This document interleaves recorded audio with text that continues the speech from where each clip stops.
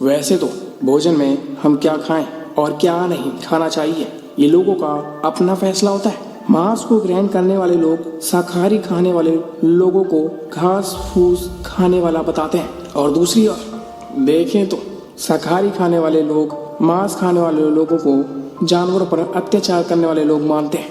अब सवाल ये आता है कि हिंदू धर्म में मांस खाने को लेकर ग्रंथों में क्या बताया गया है या फिर क्या लिखा हुआ है। आइए जानते हैं कि हिंदू धर्म ग्रंथों में शाकाहारी और मांसाहारी इन दोनों में कौन सा आहार उत्तम माना गया है। हिंदू धर्म में मांस खाना मना है कि नहीं, इस बात को लेकर कई लोगों के मन में शंका होती है। इन सभी सवालों के जवाब आपको इस वीडियो में मिलेंगे, तो इस वीडियो को पूरा एंड तक जरूर देखें। वेद और पुराण हिंदू धर्म के प्रमुख ग्रंथ हैं, जिसमें वेदों का सार उपनिषद है और उपनिषदों का सार श्रीमद् भगवद गीता है। हिंदू धर्म के वेदों में पशु हत्या पाप माना गया है और मांस खाने के संबंध में स्पष्ट किया गया है कि मांस नहीं खाना चाहिए। इतना ही नहीं बल्कि कुछ प्राणियों के मांस खाने का उपचार भी उसमें लिखा गया है। आयुर्वेद में कहा गया है कि मनुष्य को परमात्मा द्वारा की गई सभी रचनाओं को अपने आत्मसम्मान मानना चाहिए, और जैसे आप अपना बहुत अच्छी तरह से ख्याल रख पाते हो, वैसे ही हमें दूसरे प्राणी और जीव जंतु का ख्याल रखना चाहिए।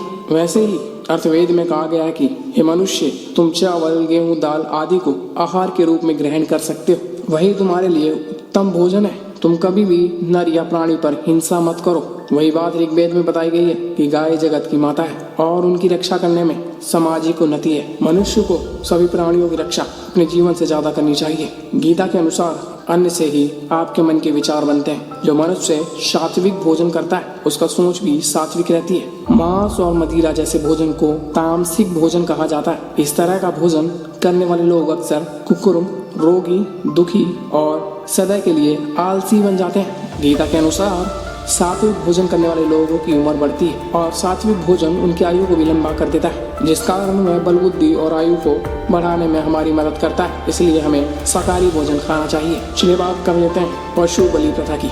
आपने बहुत सारे लोगों को पशु की बलि चढ़ाते देखा होगा या सुना होगा। क्या ये सही है और ग्रंथों में इस बलि प्रथा पर क्या लिखा गया, चलिए जान लेते हैं। देवताओं को प्रसन्न करने के लिए बलि का प्रयोग किया जाता है। बलि प्रथा के अंतर्गत बकरा, मुर्गा या भैंसे की बलि दिए जाने का प्रचलन है। हिंदू धर्म में खासकर मां काली और काल भैरव को बलि चढ़ाई जाती है। विद्वान मानते हैं कि हिंदू धर्म में लोक परंपराओं की धारा भी जुड़ती गई और उन्हें हिंदू धर्म का हिस्सा माने जाने लगा।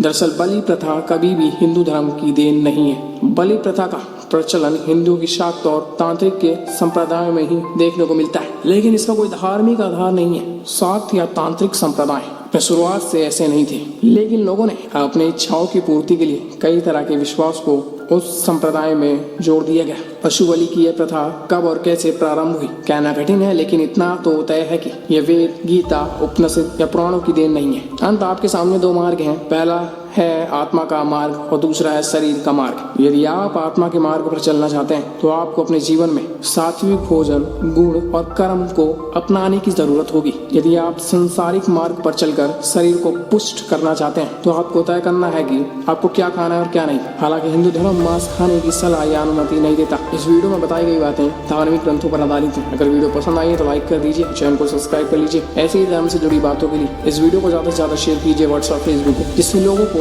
जानकारी हो सके, ज्यादा से ज्यादा लोग जागरूक हो सकें। और वीडियो में अंत तक बने रहेंगे। आपका दिल से धन्यवाद।